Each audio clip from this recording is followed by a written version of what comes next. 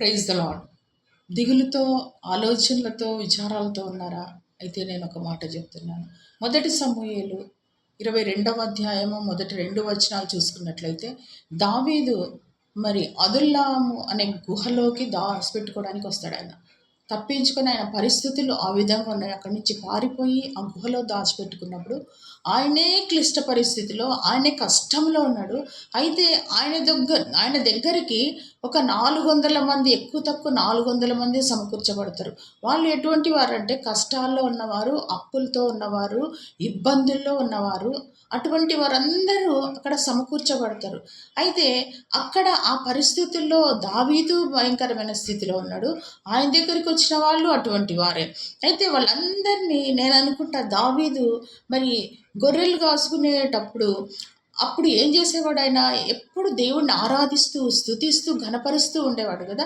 ఇప్పుడు వాళ్ళందరినీ సమకూర్చుకొని ఆ గుహలో దేవుణ్ణి ఆరాధించి ఉండవచ్చు అనుకుంటున్నాను నేను.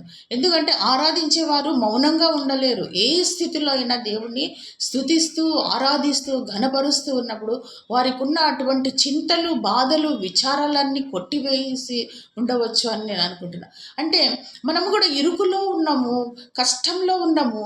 అటువంటి పరిస్థితుల్లో కూడా మనల్ని అక్కడ ఒక అధికారిగా ఆయన ఉంచినాడు. దావీదును ఒక అధిపతిగా అక్కడ ఉంచి వారిని కొన్ని దినాలు అక్కడ పోషించడం కూడా జరుగుతుంది. ఆయనే కష్టంలో ఉన్నాడు, ఆయన వారిని పోషిస్తూ మరి వారికి ఉన్నటువంటి ఆ బాధల నుంచి విడుదల పొందించేవాడిగా ఆయనను వాడుకున్నాడు. దేవుడు ఎంత గొప్ప దేవుడు కదా. హల్లెలూయా.